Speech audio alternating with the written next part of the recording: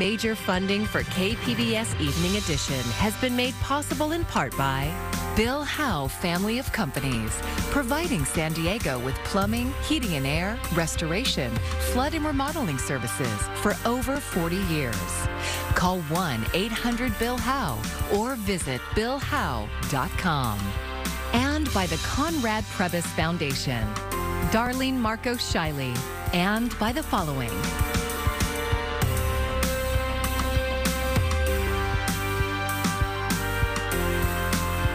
And by viewers like you. Thank you. Good evening. It's Wednesday, June 15th. Thanks for joining us. I'm Maya Trabulsi. It was meant to be a celebration about graduation, but sadly, a day at the beach turned tragic for some local high schoolers. Dangerous riptides proved too much for one senior grad, but luckily 2 others were saved from the sea by lifeguards. KPBS reporter John Carroll with the loss of a loved one and words of warning. In front of Mission Beach's Lifeguard Station 16 today, hope had turned to resignation. The people gathered here, friends of a still unidentified 18-year-old who drowned yesterday afternoon in the water off Jersey Court, a few blocks north of Belmont Park. It all happened very quickly after 3 young men went into the water. They stepped off of the sandbar and into a rip current and started getting pulled out. Chief Gartland says a lifeguard on shore saw what was happening and immediately alerted a lifeguard rescue boat and a Coast Guard vessel that were nearby. The vessel got there within about 10 seconds. The vehicle followed right up after that.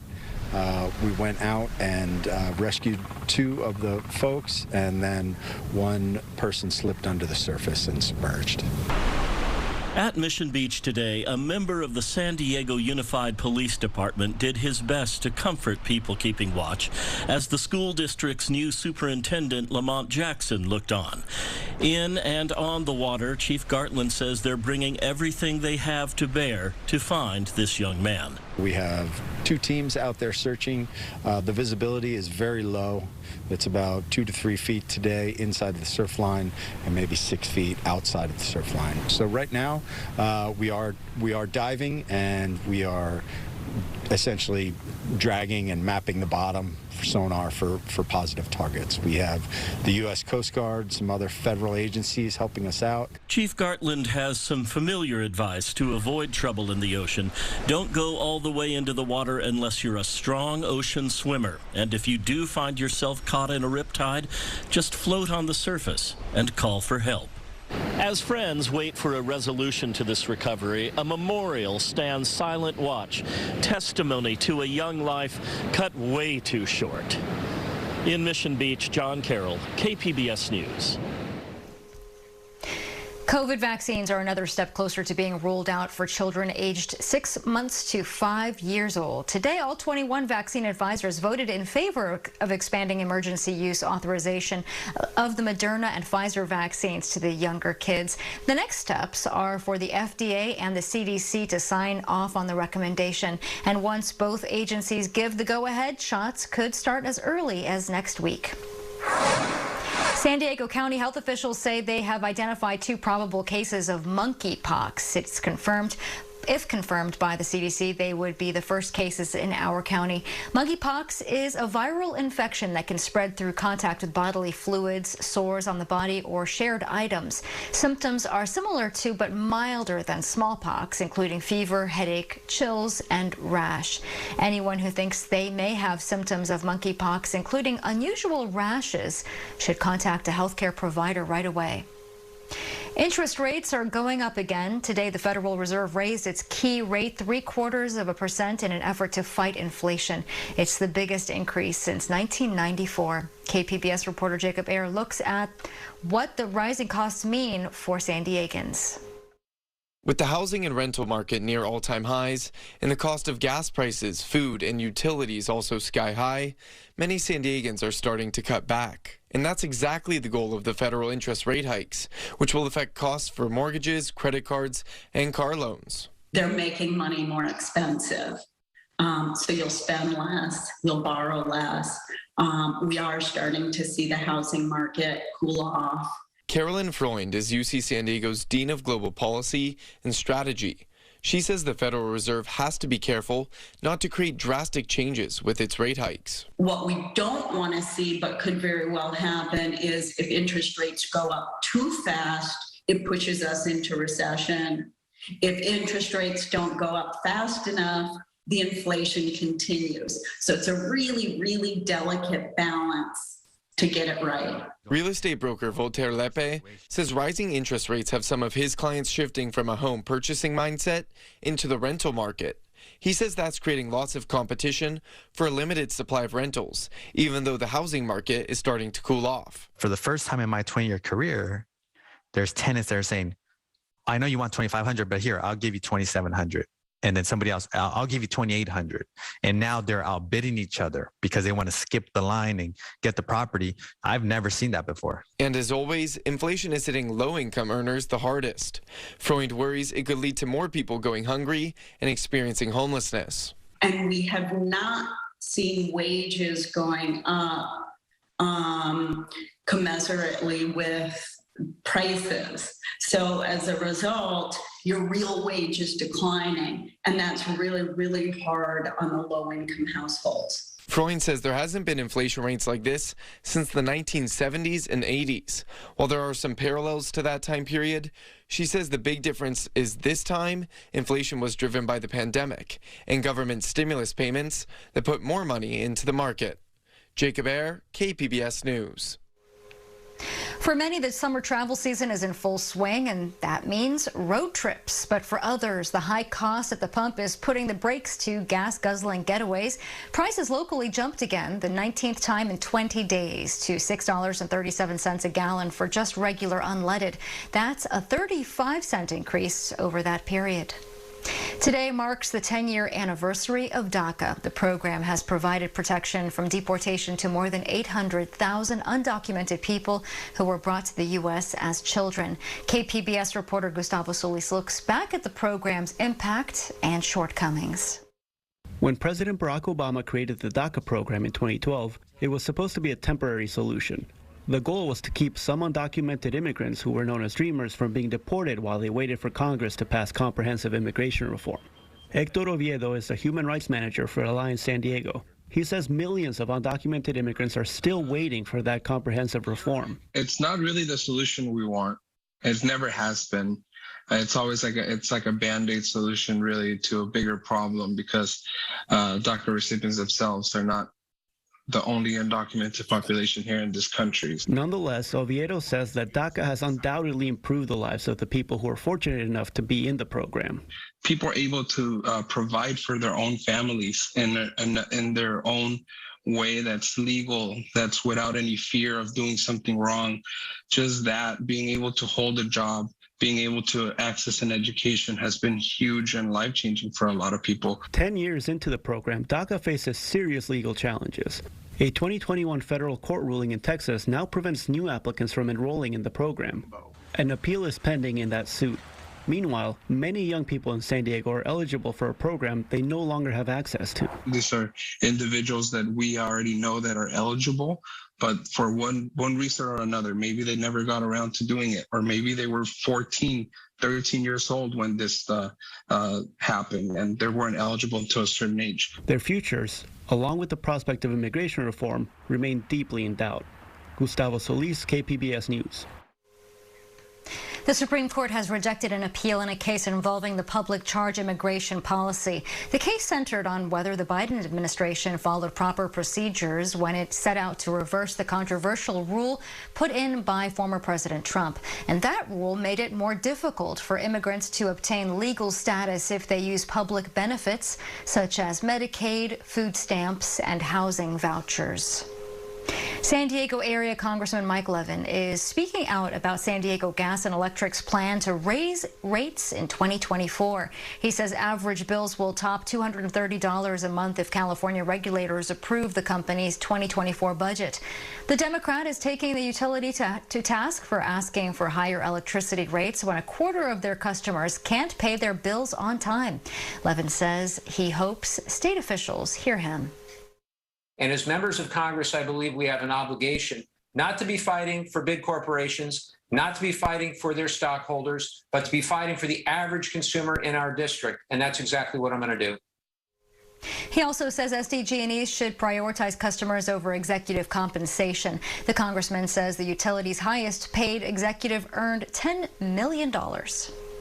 Dangerous and deadly weather conditions affecting some 88 million people across the country. Even Yellowstone National Park remains closed due to flooding, with snow melt threatening to make matters even worse.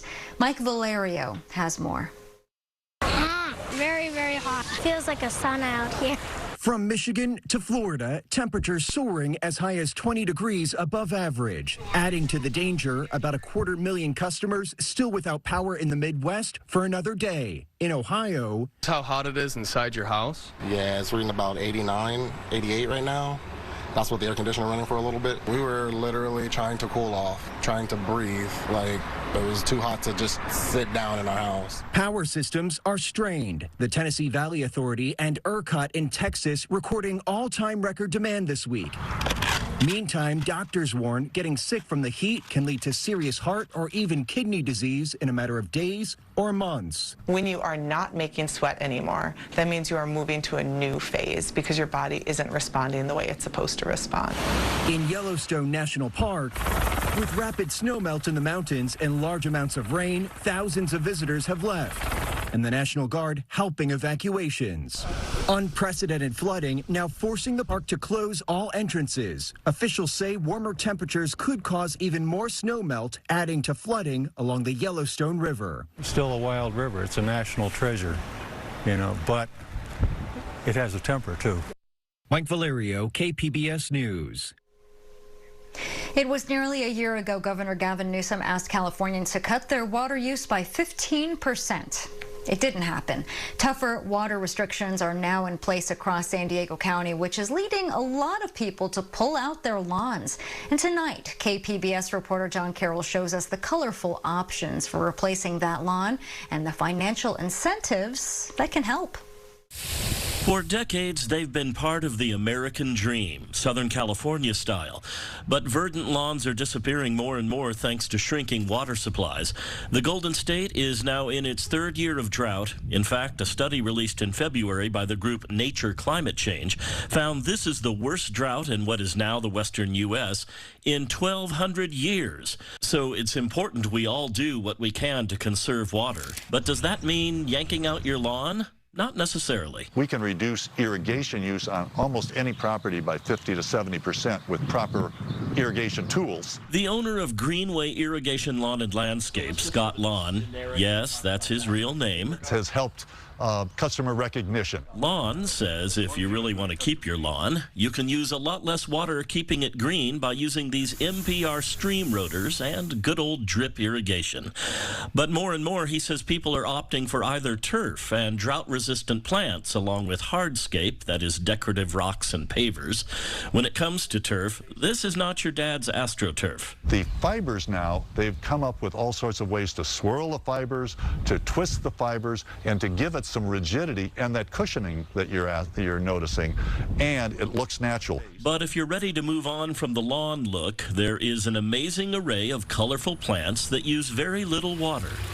That aforementioned array can be found here in the sumptuous setting of the Water Conservation Garden at Cuyamaca College.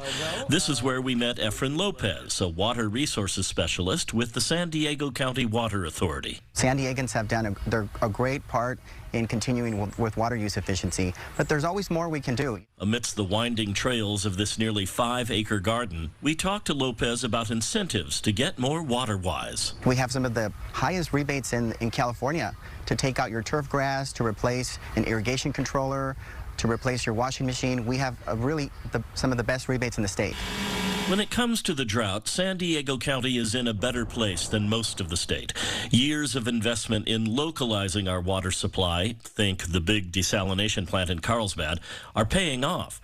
The region has also invested in expanding how much water can be stored locally. In addition, pure water projects that convert wastewater into pure drinkable water are either being constructed or are online. The first phase of San Diego's massive project is expected to come online next next year and will provide 15 million gallons of purified water every day. The second phase is set to be complete in 2035. Once finished, the system is slated to provide 83 million gallons of water a day, about a third of the city's future water supply. And as Lopez points out, San Diegans have done a remarkable job in conserving water over the past 3 decades. As the population has grown, Lopez says water use has decreased by about 40%. The Water Authority says we're water secure for the next few decades. The biggest use of water here happens outdoors, so turning to plants like these here in the Water Conservation Garden helps a lot. You don't have to be interested in drought-resistant planting ideas to visit the Water Conservation Garden. It is a beautiful, serene place that is definitely worth your time. But there is another place not far from here that has its own examples of drought-resistant plantings that are a little more manageable. We serve 277,000 customers in the cities of La Mesa, El Cajon, and Lemon Grove, and also portions of the surrounding unincorporated areas. Michelle Curtis is the Public Affairs Supervisor with the Helix Water District. In 2020, we decided it was time to really showcase what we've been encouraging our customers to do. The district pulled out the ivy and trees that used to surround their headquarters and installed 3 demonstration gardens: Mediterranean, Desert, and Native California. First, the Mediterranean. They tend to have very soft colors, a lot of texture, and also a lot of fragrance. So it's a nice sensory experience. Okay, Michelle, tell me about this garden. So on this side of our building, we have our desert landscape, more cactus and succulent based than you saw on the Mediterranean side. Last but not least, the California Native Garden. So you'll see we have some Cleveland sage, we have some different types of flax lilies, but it's really very textural. So if you're out here, especially if the wind's blowing, you'll see all the grasses blowing in the wind. But this is also going to be our lowest water use garden. The lowest water use garden. That's because these are plants that were around in California before green lawns and palm trees. Plants that developed to survive in an arid climate. Plants that carry a message for how we can all adapt in our day and age as water becomes more precious by the day. John Carroll, KPBS News.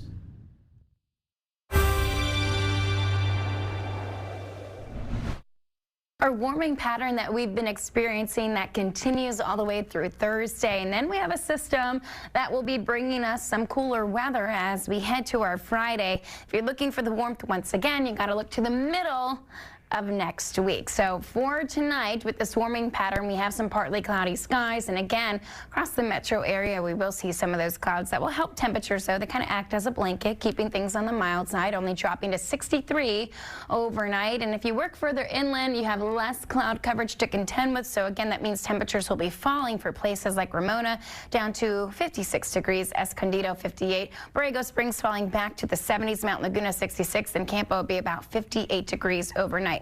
The searing heat continues, near record highs for our Thursday, especially for places like Vegas, Phoenix, Albuquerque, very hot as well. This is also going to be very dry. It's still warm in places like Salt Lake City, Grand Junction. You're going to be getting warmer as well. And across the Sierra Nevada, you'll be experiencing some warmer weather too. So this means the drought will worsen, and we also have elevated fire danger that we're going to be contending with. We do have those morning clouds and those later evening clouds as well that linger right along the coastal areas during the day. You can see how they kind of break away, they fade away. You get some sunshine that you'll be working with, and that means the warming trend continues.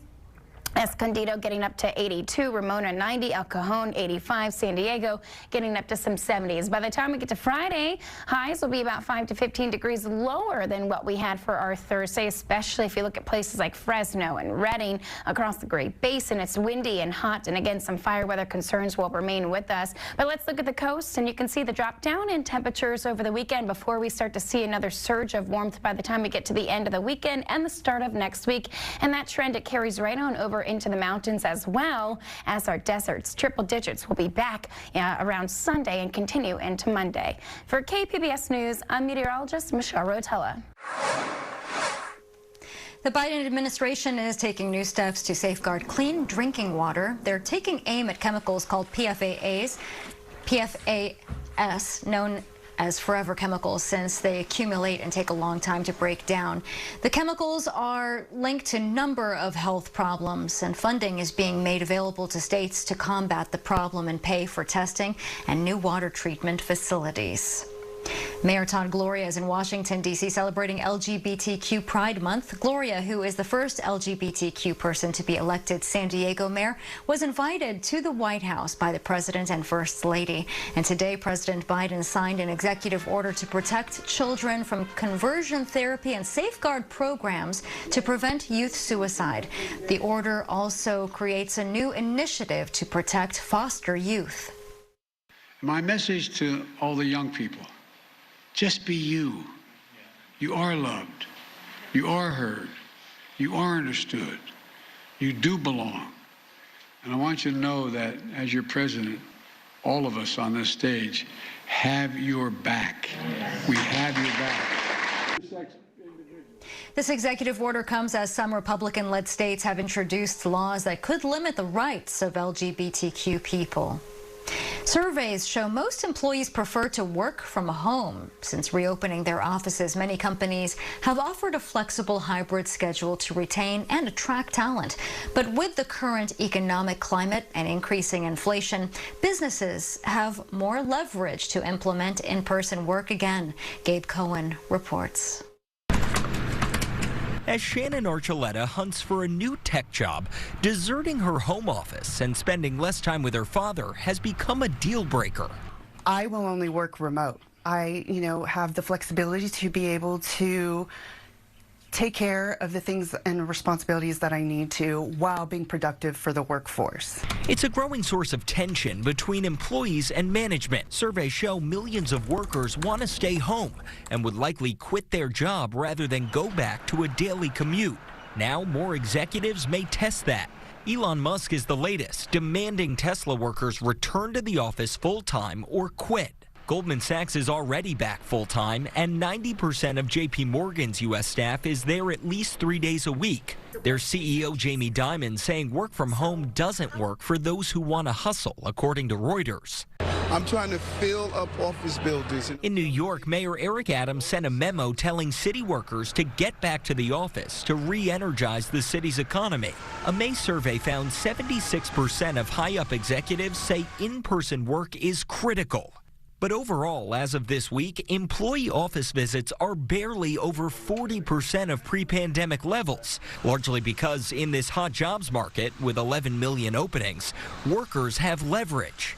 If the employers put a firm stake in the ground and say, you must come back, there's that risk that people are going to move to a new job. Apple delayed its return to office plans after backlash from employees, as did Cognizant, which helps operate Google Maps, after more than 100 workers signed a petition, some threatening to strike if forced to return. We have been extremely productive and successful in these last 2 years, so it's a huge win for us. A survey tracking remote work since the early pandemic shows more companies are coming around on a post-pandemic hybrid work schedule, with, on average, 30% of workdays done from home, compared to 5% pre-pandemic. In this case, it's very clear that hybrid is here to stay. This will become one more differentiating factor among employers. One looming wrinkle, projections of a market cooldown and possible recession in the months ahead, which could tilt the tables and give employers more leverage.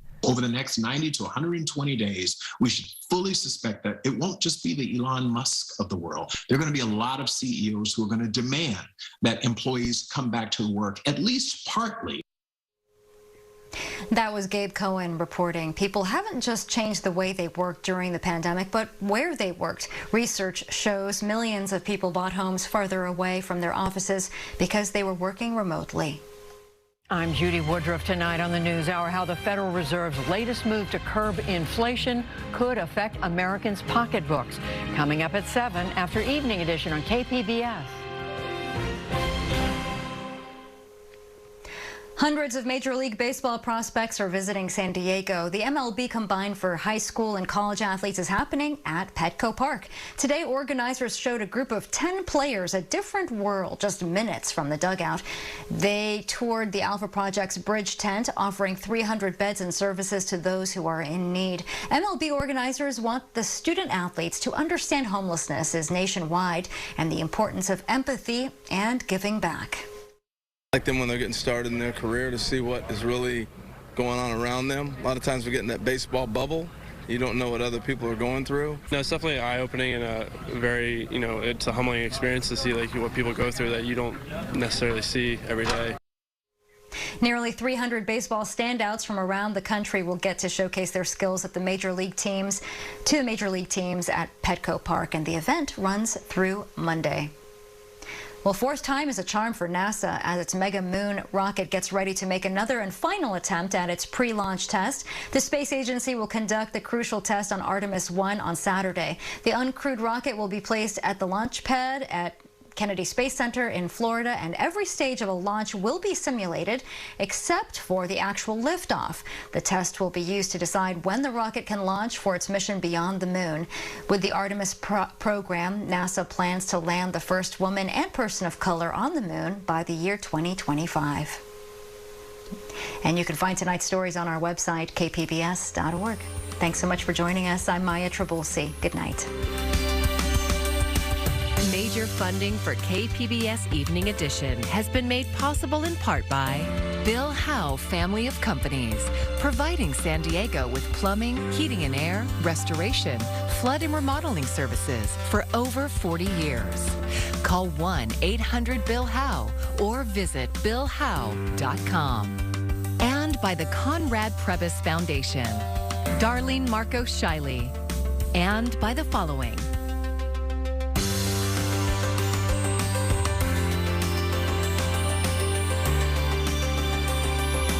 by viewers like you. Thank you.